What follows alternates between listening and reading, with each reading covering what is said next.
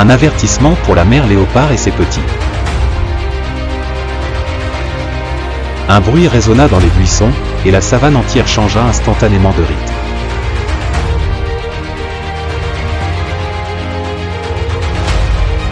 Le prédateur approchait. Pourrait-il échapper à une mort imminente ?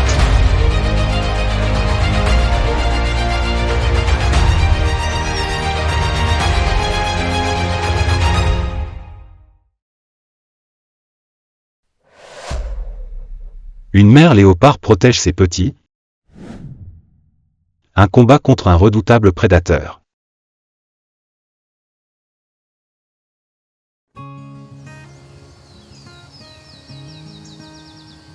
Le soleil matinal filtrait à travers les acacias brûlés par le soleil, à l'orée ouest du delta de l'Okavango, projetant une fine teinte jaune fumée sur le sol.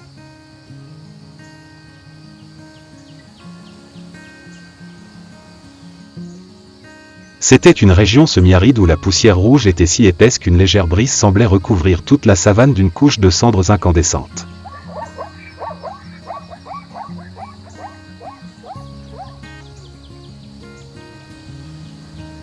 Éparpillés parmi les termitières et les rochers escarpés, des ombres tachetées vacillaient dans les zones de lumière, le territoire d'une mère léopard, où elle nourrissait ses deux petits minuscules sur le fil du rasoir entre la vie et la mort.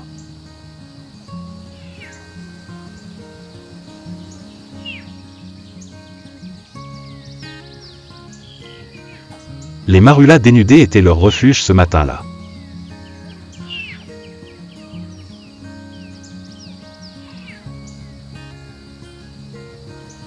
Les deux petits étaient blottis contre le ventre de leur mère, leur pelage délavé frémissant légèrement dans la fraîcheur de la nuit.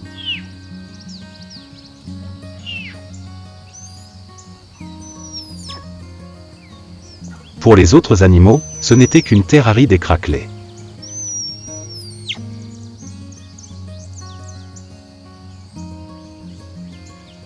Mais pour la léoparde, chaque arbre, chaque crevasse dans les rochers, chaque coin d'ombre était un abri qu'elle avait conquis au fil d'innombrables nuits blanches passées à comprendre et à se souvenir.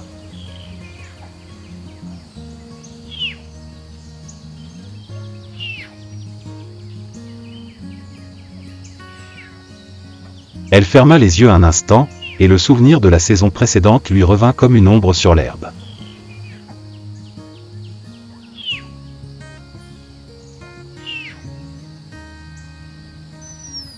C'était la saison où elle avait donné naissance à ses premiers petits dans une étroite crevasse.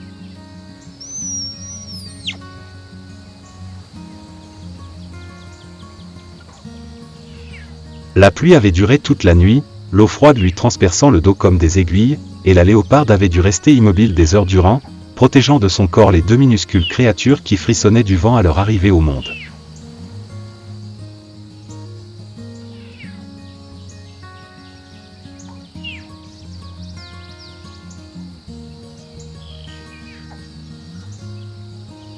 Même après la fin de la pluie, la léoparde ne put se reposer.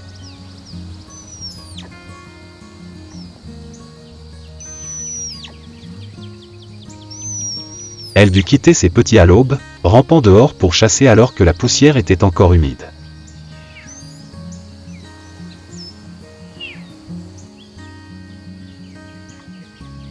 À son retour, sa fourrure était trempée, ses épaules couvertes d'égratignures dues aux épines, et sa gueule à peine assez grande pour un petit lièvre.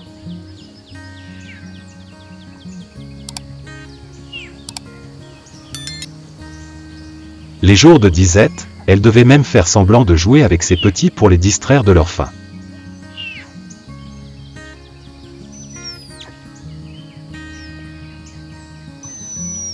Mais cette saison était encore supportable comparée à la saison sèche de cette année.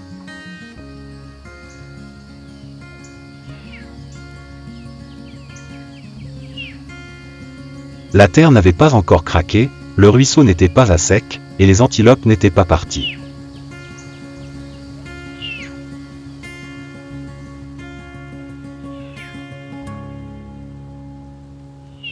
À présent, chaque respiration de la mère léopard était un véritable calvaire.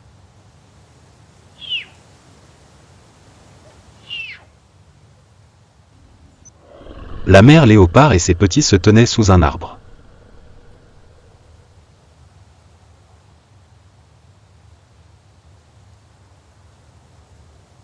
Une soudaine rafale de vent fit tourbillonner l'herbe jaune, charriant une odeur forte, épaisse et âcre.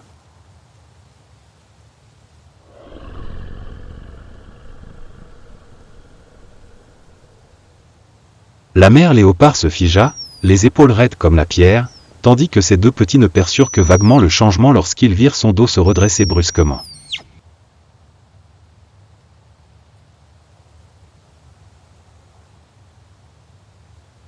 Un rire strident retentit des buissons, un son ténu mais perçant, comme un couteau transperçant l'instinct des créatures les plus intrépides.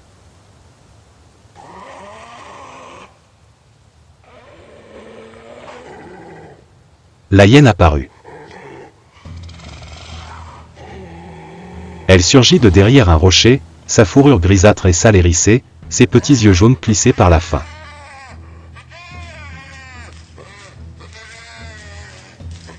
Elle était seule. Mais sa solitude ne l'affaiblissait pas, au contraire, elle la rendait plus téméraire, plus impulsive, comme un fantôme errant cherchant la moindre chance de survie. Et elle vit.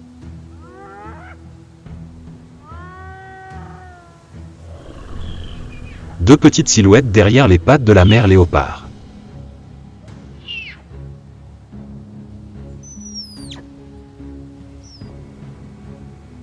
La faim lui monta aux yeux, déformant son visage d'une rage sanguinaire.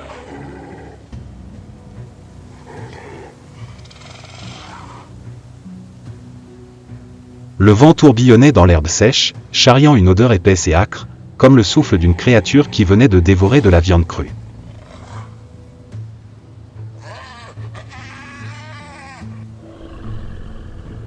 La mère léopard s'arrêta net, les épaules raidies, les yeux grands ouverts un instant plus long qu'un battement de cœur.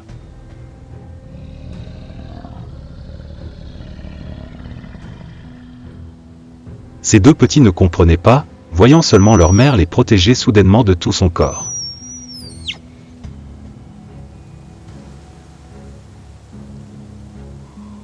La mère léopard laissa échapper un sifflement rauque, poussant ses deux petits vers l'acacia voisin. L'aîné comprit immédiatement et sauta sur une branche basse.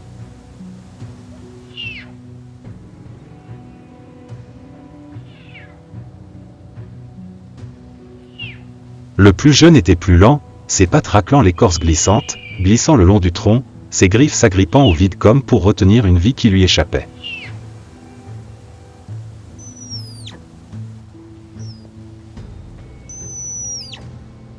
La hyène était trop près. La mère léopard se jeta sous l'arbre, créant une brève ouverture pour que le petit puisse tenter de remonter.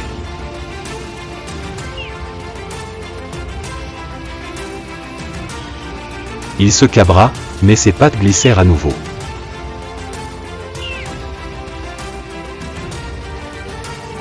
Son dos heurta violemment le tronc, les yeux écarquillés de panique.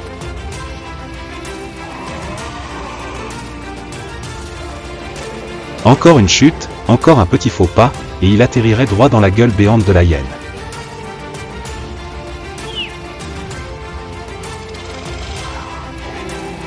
Celle-ci bondit sur ses pattes avant, essayant de prendre de l'élan, les dents découvertes, la salive dégoulinant sur le sol comme la graisse brûlante d'un os rôti.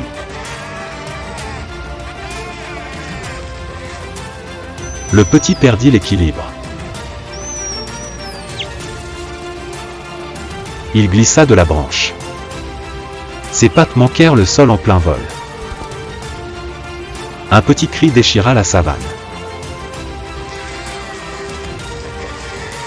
La mère léopard referma ses mâchoires sur la nuque de son petit juste au moment où son petit corps allait s'écraser au sol.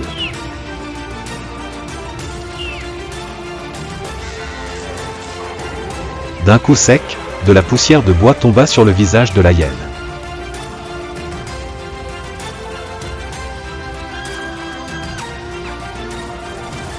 Il ne manquait qu'une fraction de seconde à la hyène pour les attraper.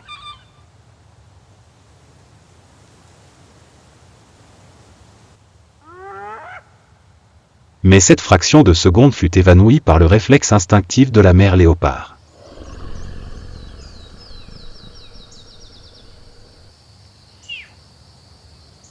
Elle hissa le petit sur une branche basse, le plaquant contre le tronc de son corps tremblant.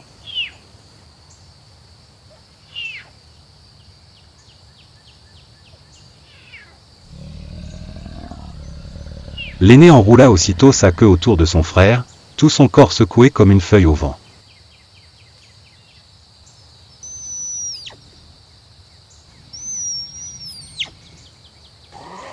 La hyène poussa un cri, en vain.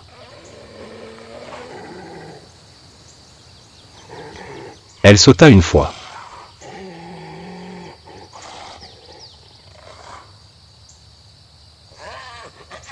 Sans succès.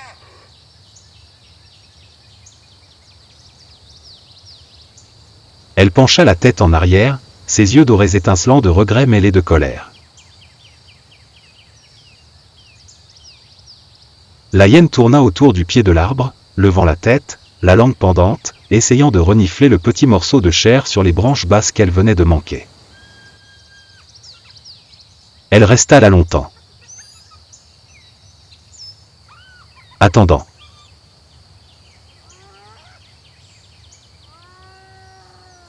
Espérant.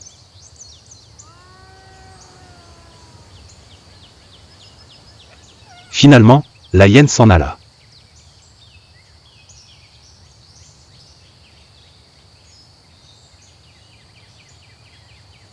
Elle jeta un dernier regard en arrière, amer, puis disparut dans les buissons comme une ombre qui s'éloigne.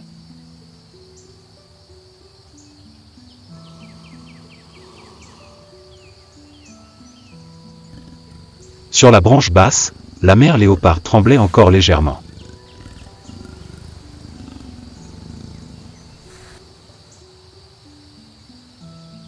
Les deux petits se blottissaient contre le ventre de leur mère, leur cœur battant la chamade.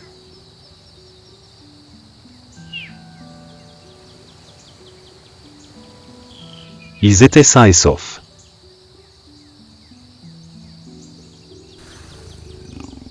Un instant de plus et toute la savane aurait changé de couleur.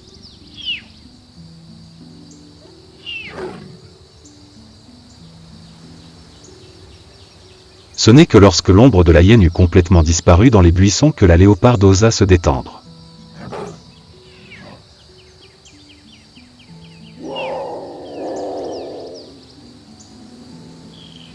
Elle caressa doucement la tête de ses deux petits, comme pour vérifier qu'ils étaient encore intacts, puis baissa les yeux vers le sol jonché de griffures, traces de la mort qui avait failli les atteindre tous les trois.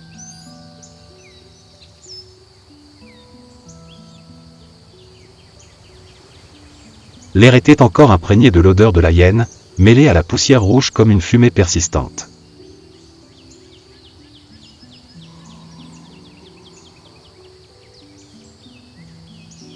Son instinct lui disait que si l'un d'eux les avait trouvés, les autres ne tarderaient pas à suivre.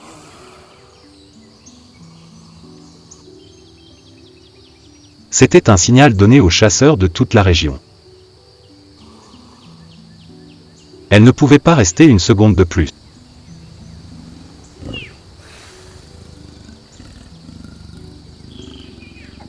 La léoparde pressa ses petits de descendre.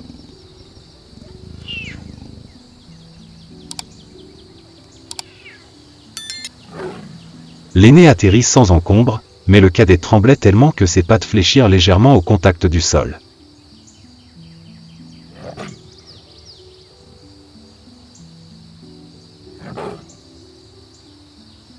La mère léopard inclina la tête et les encouragea à avancer, et tous trois quittèrent silencieusement l'arbre qui leur avait sauvé la vie.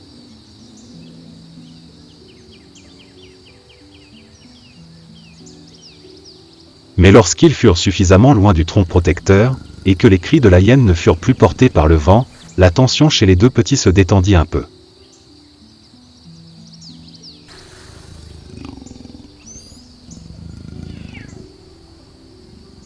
L'aîné jeta un coup d'œil autour de lui, puis, soudain, poussa le dos de son cadet du bout de la patte, comme pour prouver qu'ils étaient encore en vie, encore ensemble.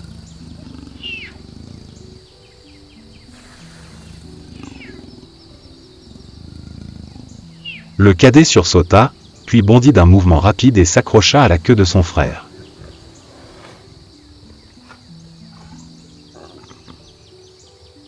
Deux minuscules ombres se déformèrent dans l'herbe jaune. Un lancer. Un saut. Un petit sifflement, non de peur, mais de curiosité.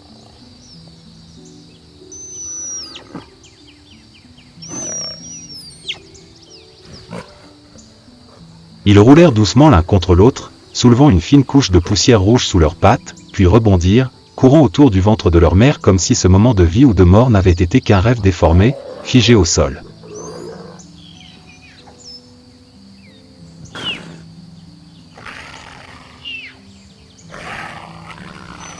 L'aîné courait devant, le cadet le suivant à la traîne, ses petites pattes s'enfonçant dans l'herbe comme s'il tentait désespérément de le rattraper.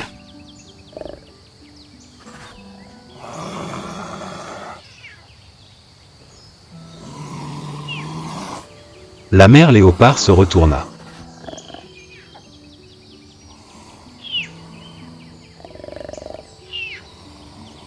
À cet instant, son regard s'adoucit légèrement.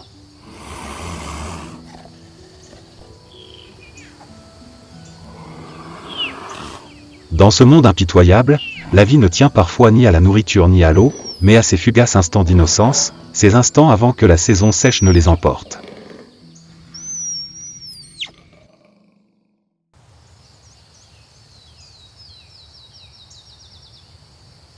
Le soleil montait dans le ciel, sa lumière dorée caressant la fourrure tachetée, transformant ses petits en trois ombres fragiles glissant sur la savane craquelée.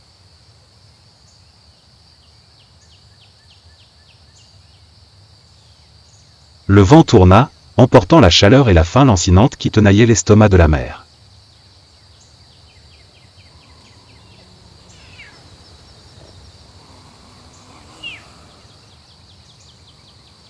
La faim lancinante, silencieuse, après des heures d'angoisse.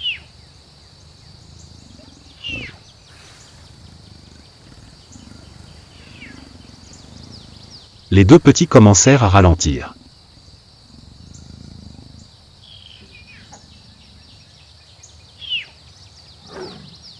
L'aîné s'efforçait de suivre le rythme, mais sa respiration était laborieuse.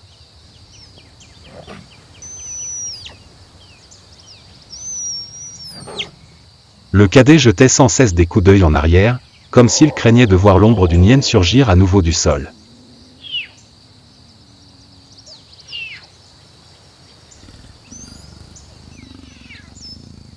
La mère léopard lécha rapidement la tête de ses petits, leur signalant de repartir.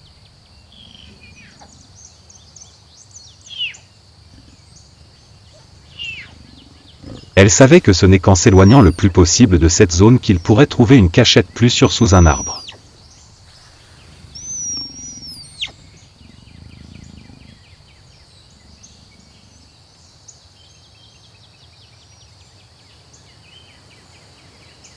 Le lendemain matin, le vent tomba sur la prairie, révélant l'odeur des impalas dans la vallée en contrebas.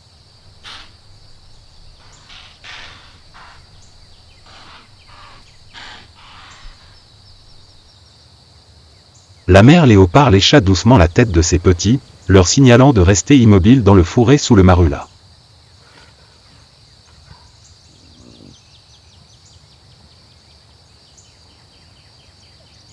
Les deux petits se blottirent en boule, l'aîné les yeux grands ouverts et alertes, tandis que le plus jeune se tortillait et se pressait contre le sol imprégné de l'odeur de sa mère. La faim les faisait reculer, pas à pas.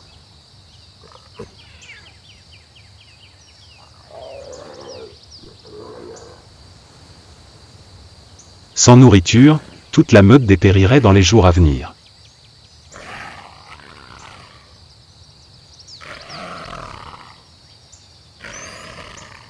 La mère léopard sortit de l'ombre, rampant dans l'herbe jaune, chaque pas léger comme un grain de poussière.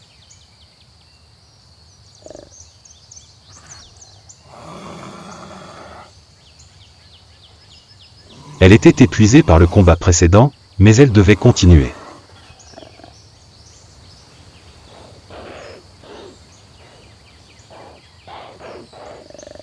La faim ne pouvait pas attendre, et ses petits s'affaiblissaient de plus en plus.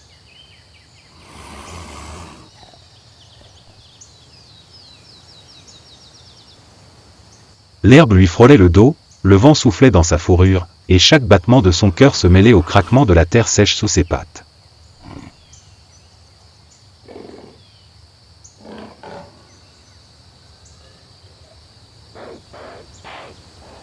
Devant lui, l'impala femelle s'éloignait du troupeau, la tête baissée dans un buisson d'acacias épineux.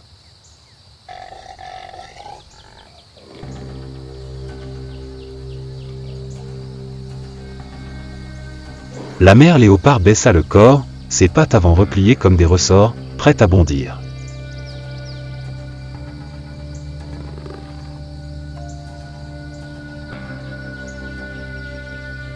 Derrière lui, dans l'ombre des arbres où elle avait laissé son petit, quelque chose qu'il ne voyait pas commençait à se produire.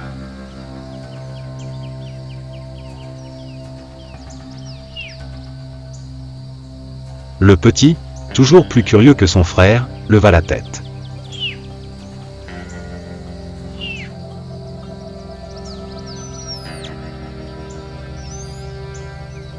Le vent portait à travers les feuilles l'odeur de la viande d'impala, une odeur irrésistible pour les créatures sans peur.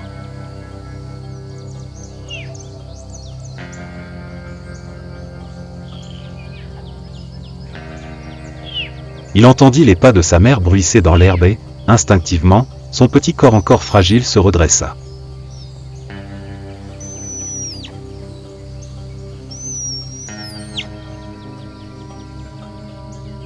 Ses pattes fines tremblaient, mais il continua d'avancer vers la lumière qui filtrait à travers les buissons.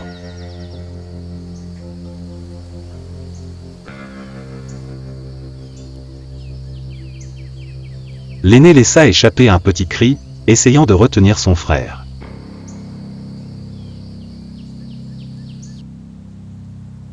Mais le vent se fit plus fort, l'odeur de la proie plus intense, et les pas du lionceau s'éloignèrent de plus en plus.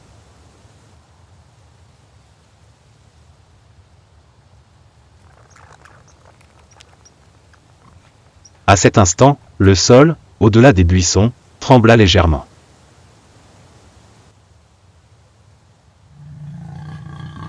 Ce n'était pas un impala,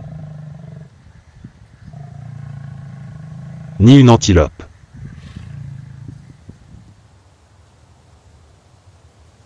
Quelque chose de plus lourd, de plus sombre, exhalant l'odeur d'un superprédateur.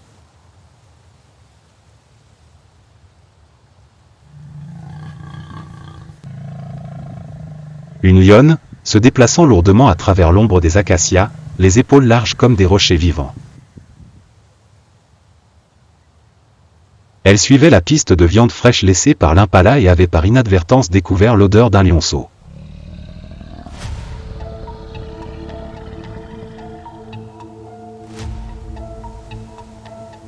La mère léopard n'était pas au courant.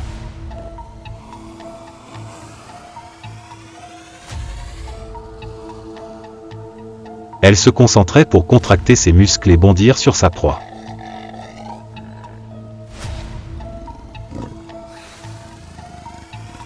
Mais les yeux dorés de la lionne avaient vu. Une minuscule créature émergea des buissons. Le lionceau.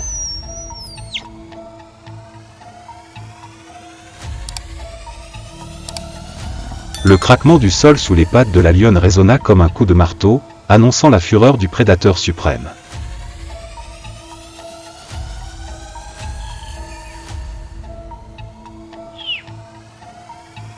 Le petit se figea, les yeux noirs écarquillés, les pattes tremblant instinctivement, incapable de nommer sa peur.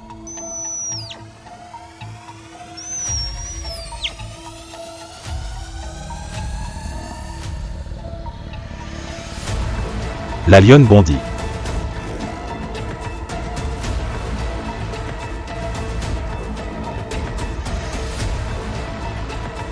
La panthère sentit le sol se dérober sous ses pieds et tourna la tête juste au moment où l'immense ombre dorée filait à travers l'herbe.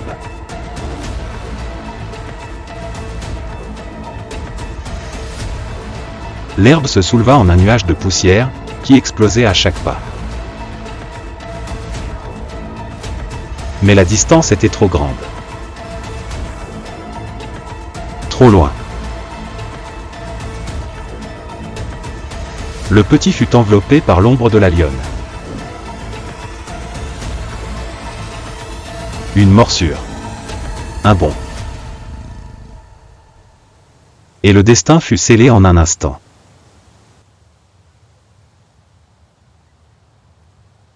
La mère panthère se précipita, pour voir la lionne engloutir le petit entre ses dents rouges et meurtries. Les yeux du petit clignèrent une fois, tremblèrent une fois, puis se turent.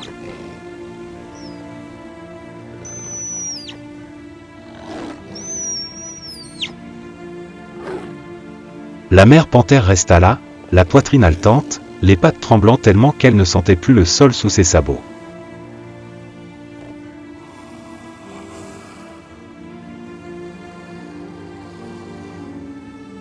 Ses yeux étaient grands ouverts, mais son regard était vide, comme si le monde entier venait de s'effondrer.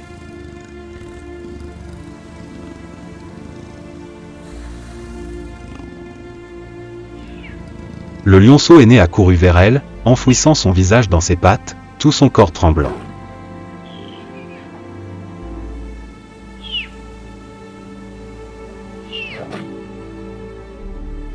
Il appelait son frère par de petits sifflements faibles et rauques.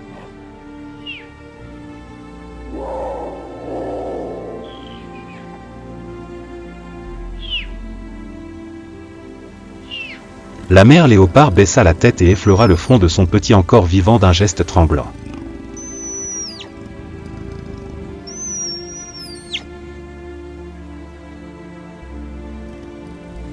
Puis elle regarda dans la direction où la lionne avait disparu, ses yeux flamboyant dans la poussière rouge, mais la lumière qu'elle y lisait n'était pas de la colère.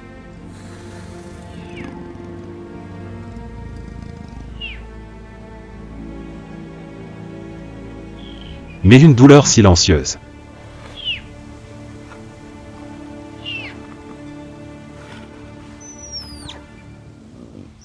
Une perte qu'aucune autre espèce que les mers ne peut comprendre.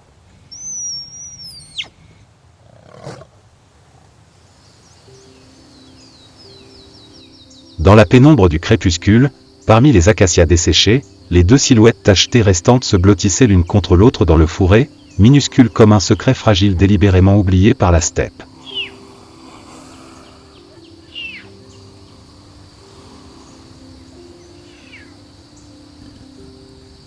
Et la mère léopard comprit qu'à partir d'aujourd'hui, elle devait non seulement nourrir son petit, mais aussi vivre pour celui qui lui avait été arraché.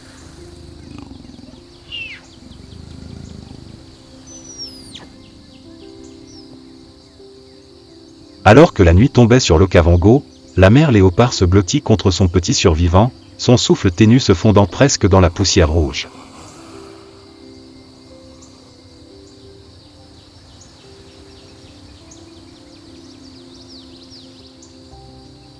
La touffe d'herbe où son petit avait disparu demeurait froide et vide, comme une plaie encore ouverte.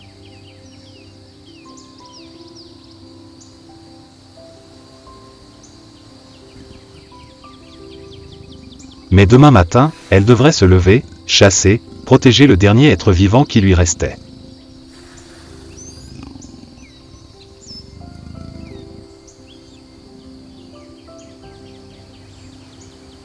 Dans cette steppe hostile, la mère léopard aurait-elle la force de surmonter son deuil et de poursuivre son chemin ?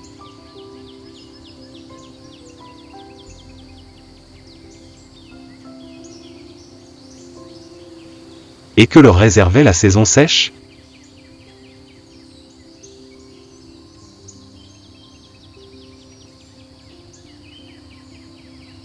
Pour suivre le destin de la mère léopard et cette lutte sans fin pour la survie, abonnez-vous à la chaîne et activez les notifications pour ne manquer aucun épisode.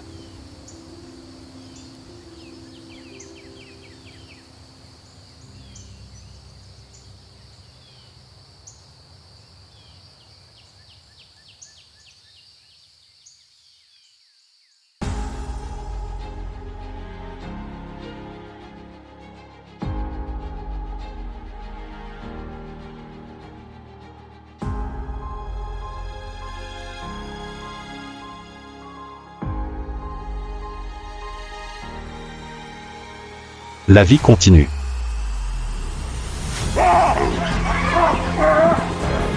Dans la nature, la paix n'est que temporaire.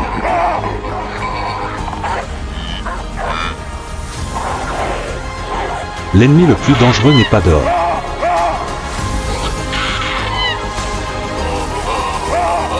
Il est ici.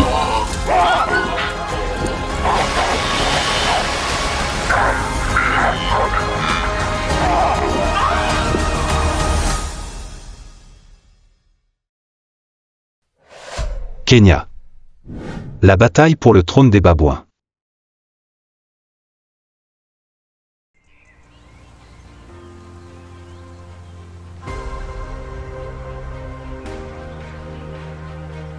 Kenya, le pays de la savane infinie, où l'aube étend ses rayons dorés sur les prairies et où le vent se mêle aux animaux sauvages.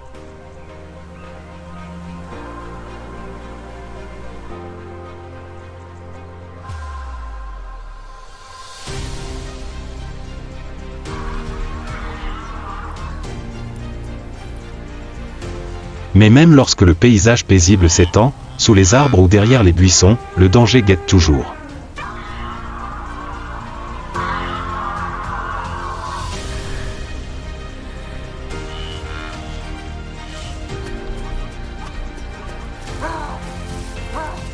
Et toujours prêt à éclater à tout moment.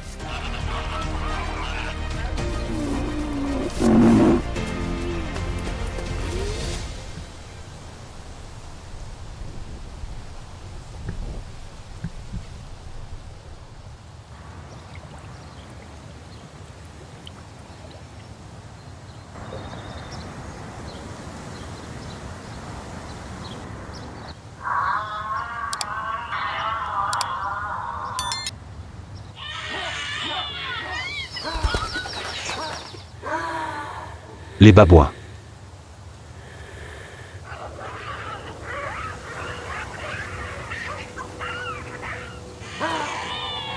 Après la bataille acharnée contre les lions, ils emportent avec eux non seulement des blessures, mais aussi l'obsession de la survie.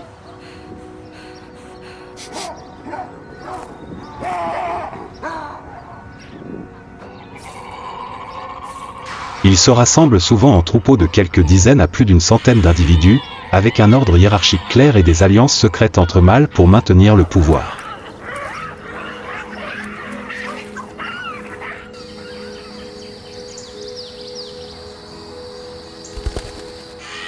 La fourrure est ébouriffée, à la fois pour intimider les autres et pour dissimuler de vieilles blessures encore profondément gravées dans la peau.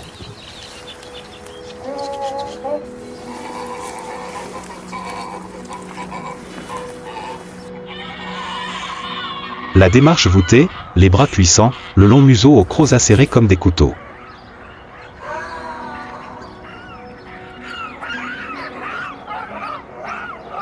Tout cela témoigne de la nature intacte d'un primate qui vit au sol et grimpe habilement.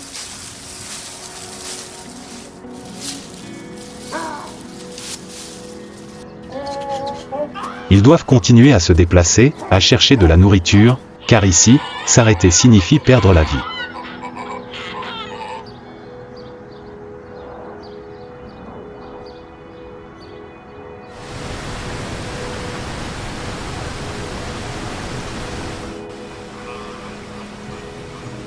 Cette bataille a eu lieu il y a quelques semaines, juste après la mise bas.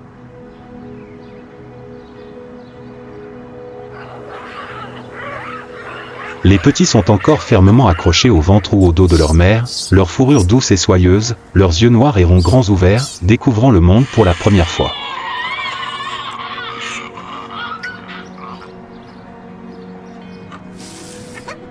Ils ne comprennent rien au danger, ne sachant que chercher chaleur et protection dans les bras de leur mère.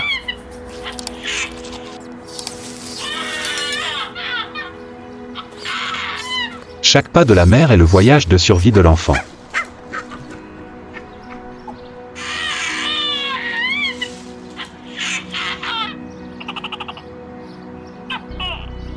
Mais pour les babouins, la paix ne dure jamais très longtemps.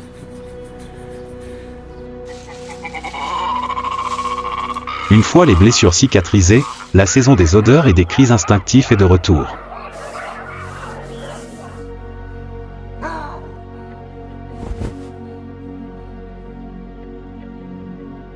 nouvelle saison des amours.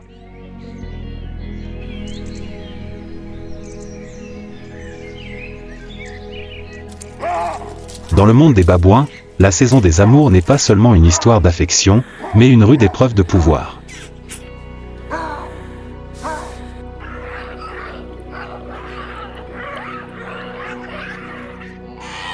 Les mâles dominants accèdent aux femelles, tandis que les plus faibles sont contraints d'attendre, sous peine de défier l'ordre établi.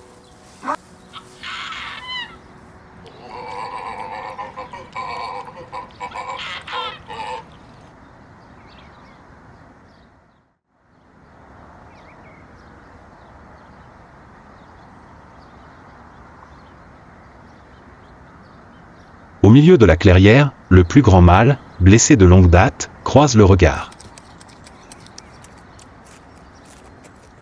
Celui qui conteste son pouvoir l'attend.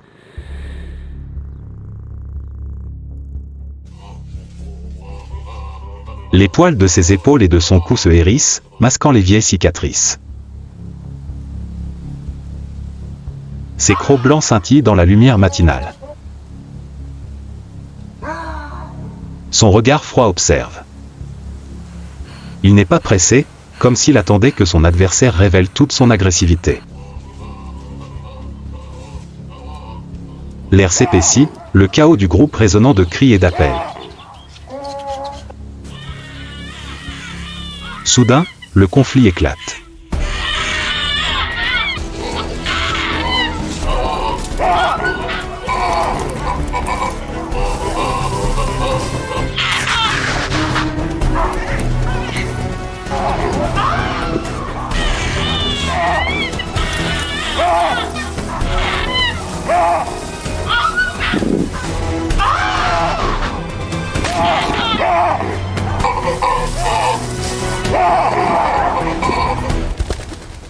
Mais cette fois, l'expérience ne put vaincre la force de la jeunesse à son apogée. Après un coup décisif, le vieux chef perdit la bataille. Dans le silence de la meute, celle-ci s'éloigna péniblement, face à un avenir solitaire. Le trône avait un nouveau propriétaire, et un nouvel ordre, plus impitoyable, s'établit.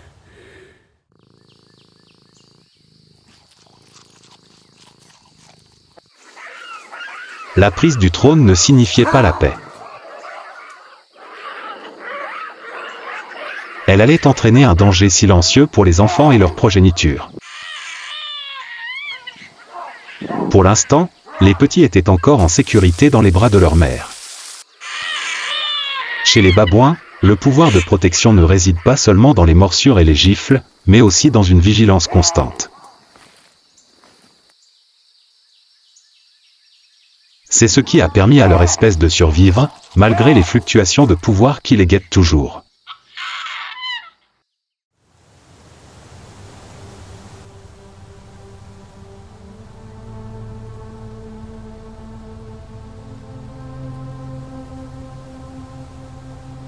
Dans la savane kenyane, chaque jour est un nouveau défi de survie. Mais ici, aussi opportuniste soit-il, il y aura des moments où il sera confronté à des défis qui dépasseront ses limites. Dans un autre coin de la savane, une menace tout autre se profile, les lycaons.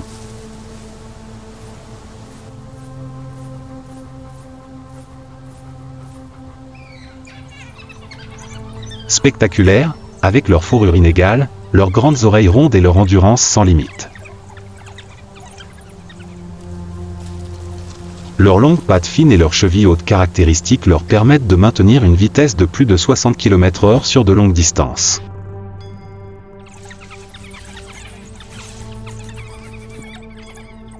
Ils sont passés maîtres dans l'art de chasser en groupe.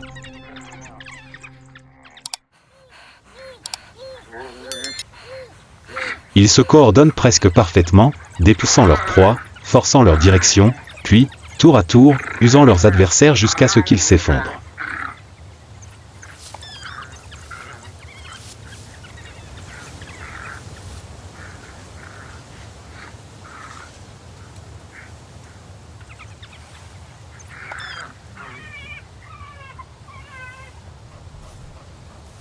Leurs cibles préférées sont généralement les petites antilopes, les impalas et les lièvres, des espèces que leur vitesse et leur endurance peuvent surpasser.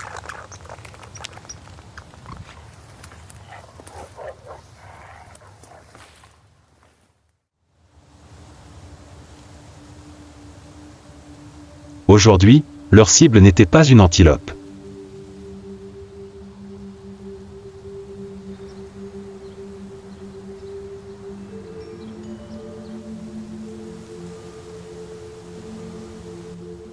Les yeux des chiens sauvages étaient rivés sur quelques babouins en quête de nourriture.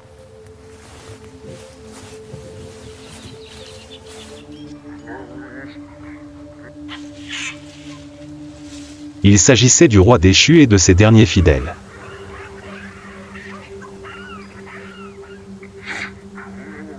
Les chiens sauvages connaissaient parfaitement la force et la férocité des babouins adultes, leurs crocs et leurs bras puissants pouvaient transformer une chasse en désastre.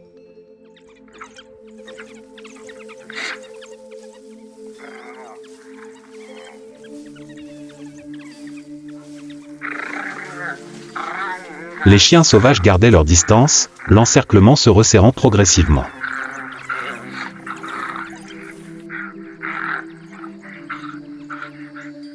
Un babouin solitaire s'approchait de la zone qu'ils occupaient. Un grognement sourd retentit, leurs pattes avançaient avec légèreté, mais sans quitter leur adversaire des yeux.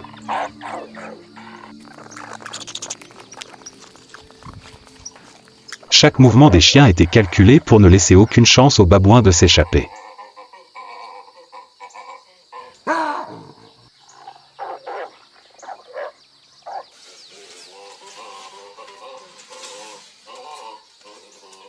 Les chiens s'immobilisèrent, formant un arc de cercle. Certains s'approchèrent par le côté, d'autres se cachèrent derrière. C'était une tactique familière pour chasser des proies de grande taille ou dangereuses.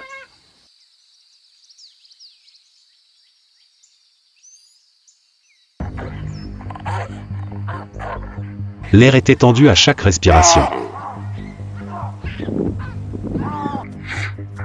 Les pas étaient légers mais rapides sur l'herbe sèche, le cercle se refermant progressivement.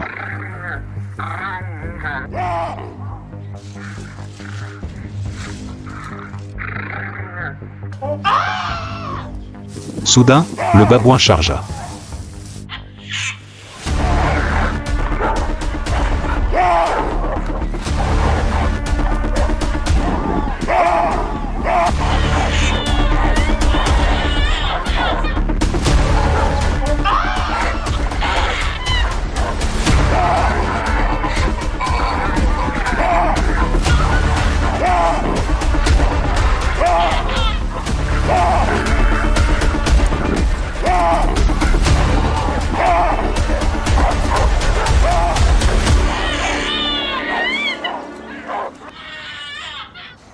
L'agression a fait reculer les lycaons.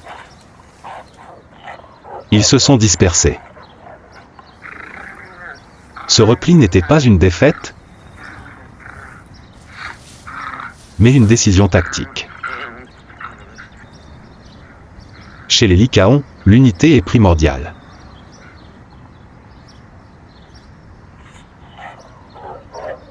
Ils forment toujours un groupe de chasseurs combatifs, et la prochaine proie peut apparaître.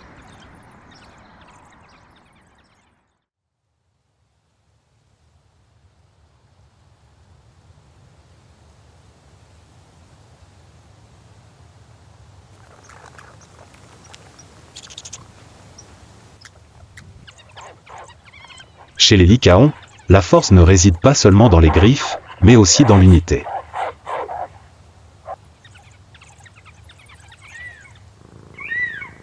Ce sont des animaux très sociaux, vivant en meute de 6 à plus de 20 individus, avec un couple dominant en tête.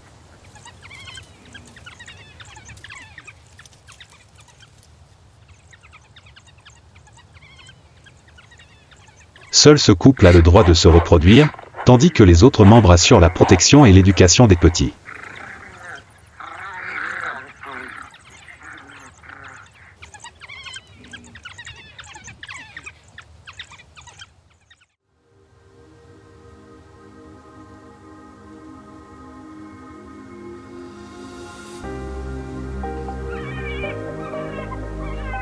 La saison des amours a généralement lieu lorsque la nourriture est abondante, ce qui augmente les chances de survie des petits.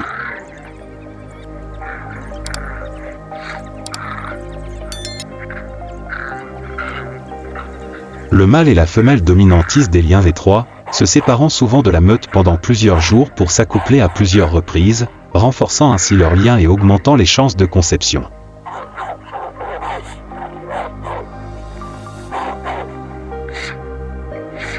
La gestation dure environ 70 jours.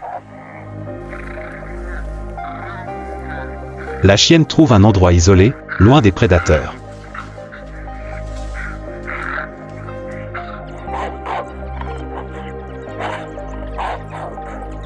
Une portée compte généralement 6 à 12 petits, qui naissent les yeux fermés et dotés d'une douce fourrure brun foncé.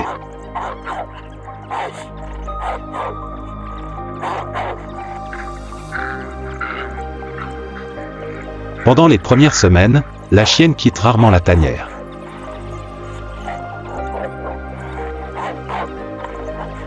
La meute chasse à tour de rôle et rapporte de la nourriture. Un comportement coopératif rarement observé chez les prédateurs. Et lorsque les petits sont suffisamment forts, ils apprennent rapidement les compétences de la meute.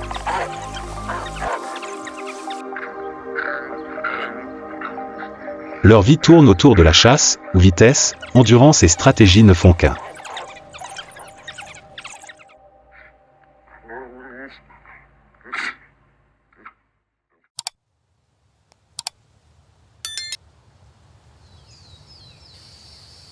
Au loin, juste au-dessus de l'horizon, la meute de Lycaon s'arrête.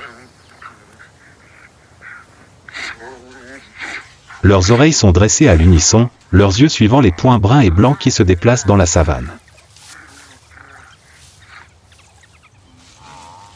C'est un troupeau d'antilopes.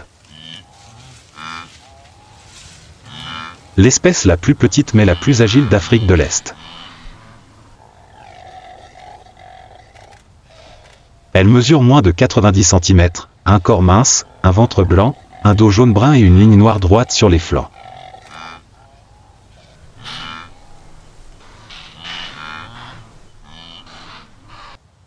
Leurs grands yeux sont d'un noir de jais et toujours en alerte.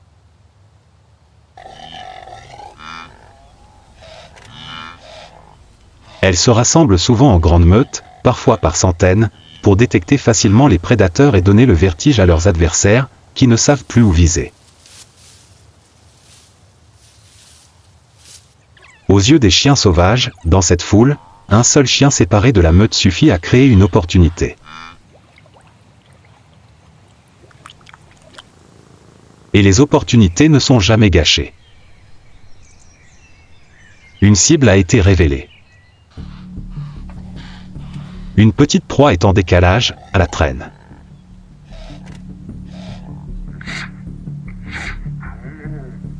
La meute de chiens sauvages avance, chaque pas lentement, aussi silencieuse que l'ombre du crépuscule rampant sur l'herbe.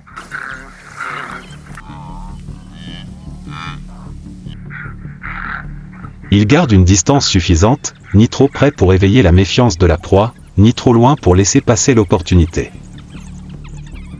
Pas un seul bruit ne subsista, seulement un silence dense. Ils chargèrent.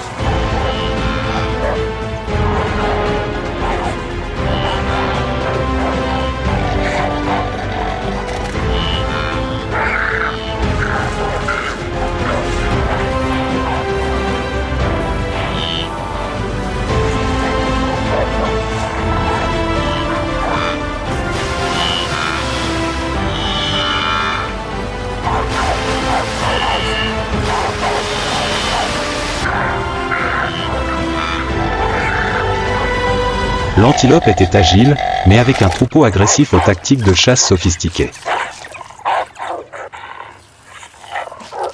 Elle ne pouvait s'échapper. Le troupeau s'est immédiatement rassemblé, partageant le prix qu'il venait de remporter. Un festin de vitesse et de coordination parfaite. Ici, la survie n'appartient qu'à ceux qui savent saisir chaque opportunité.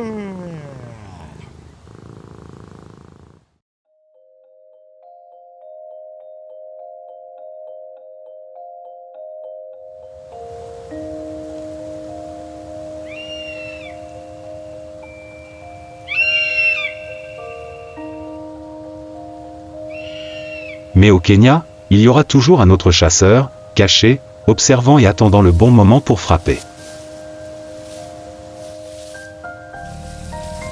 Même seul, il hante la savane. Le léopard. Un prédateur silencieux mais puissant. Il ne se montre pas, n'a pas besoin de rugir ni de chasser chaotiquement. Seule une ombre dorée se fond dans l'herbe sèche, chaque pas est aussi léger que le vent qui glisse sur le sol.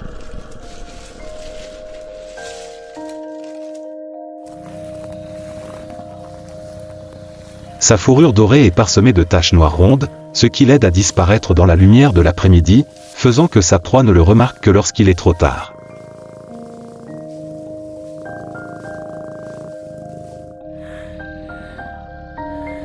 Ses yeux dorés ne se contentent pas de regarder, mais semblent mesurer chaque souffle de sa proie. Il s'approche lentement, patiemment, comme si le temps s'était arrêté.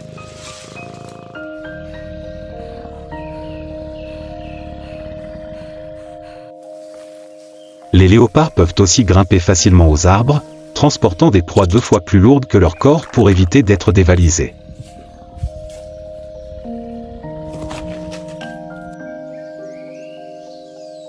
Il se nourrit de tout, antilopes, cochons sauvages, singes, oiseaux et même de bébés crocodiles s'il a la chance d'en croiser.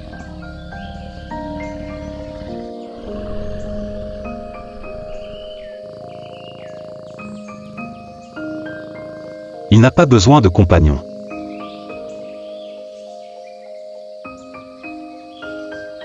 Seul, il demeure une ombre qui hante chaque créature de la savane.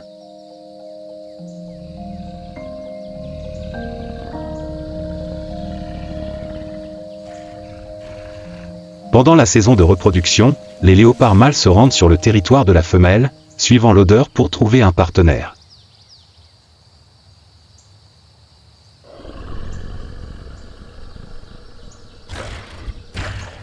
Ils restent ensemble quelques jours, s'accouplent à plusieurs reprises, puis se séparent.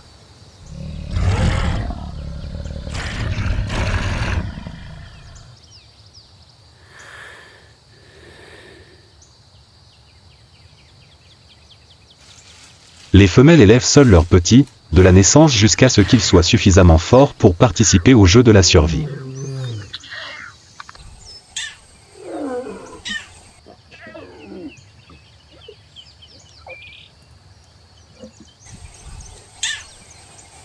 Chaque pas est calculé, chaque chasse est une démonstration de patience et de rapidité.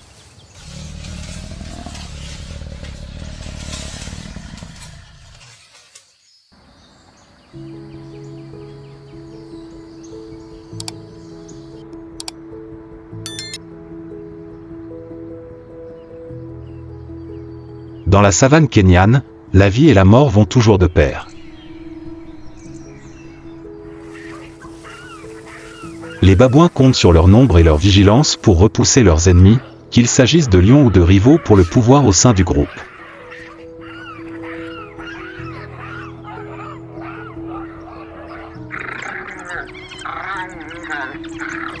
Les lycaons chassent avec une coordination absolue, épuisant leurs proies avant de les abattre.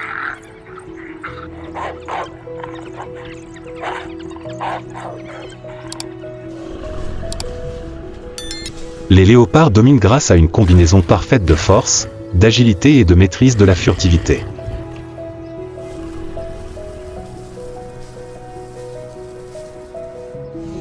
Trois espèces, trois stratégies différentes, mais la même règle, s'adapter ou disparaître. Mais dans un endroit où les plus forts rencontrent toujours les plus forts, y aura-t-il un adversaire assez redoutable pour défier la position du léopard ?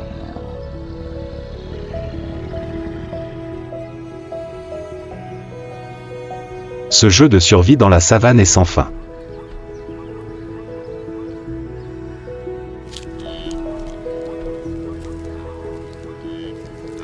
Pour continuer à explorer cette confrontation, n'oubliez pas de vous abonner et d'activer la cloche de notification pour ne rien manquer de la suite de ce périple de survie acharné.